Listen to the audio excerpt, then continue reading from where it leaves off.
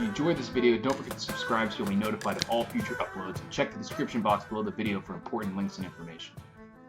How you doing, guys? This is Eric from RuleTheWasteland.com, and if you guys haven't checked out these shirts, links in the description. I've got an amazing shirt design that's going to be coming out soon. It's going to blow your guys' mind. That's not what this video is about. This video is about, is debt bad for preppers? Does it matter if you're preparing for the end of the world, so to speak, if you have, consumer debt, credit card debt, home loan, whatever?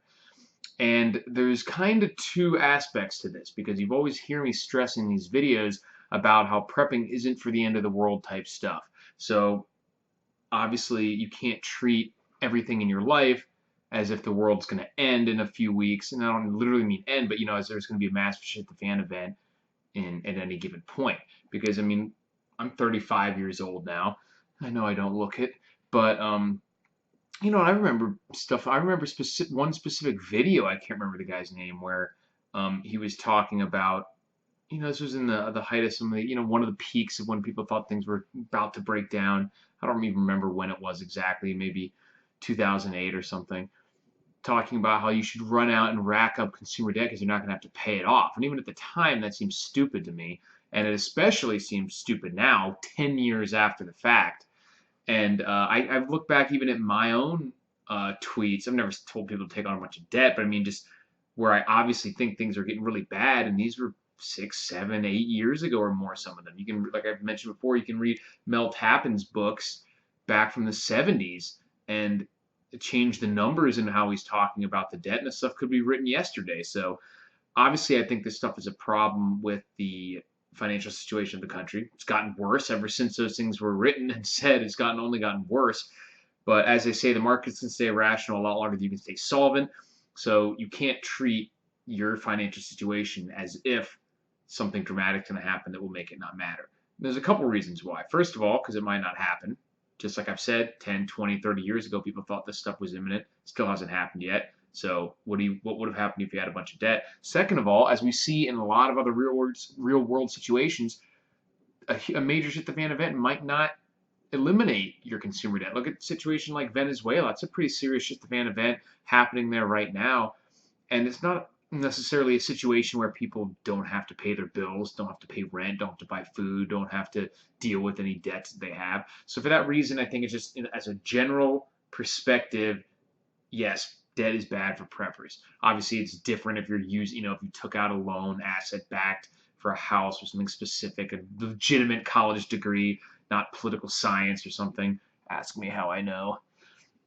But on the other end of the spectrum, if there is some sort of real serious major shit the fan event, yeah, I don't think the debt's going to matter. Obviously, if there's a massive EMP or extremely serious shit or a financial collapse, a la the Patriots book, where the country just descends into chaos, no, it won't matter that you owe $50,000 on credit cards or $100,000 in your house or something like that. But you can't go your day-to-day life making decisions on, oh, well, if this happens, then it'll be okay. Because most of the time, that's not going to happen.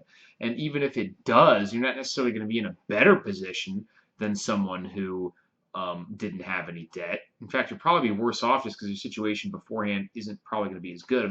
Maybe if you thought, like, you took out $500,000 home loan to build this amazing off-the-grid super bunker type retreat, then yeah, maybe you'd be in a better position. But that's such a ridiculous scenario that it's not really feasible.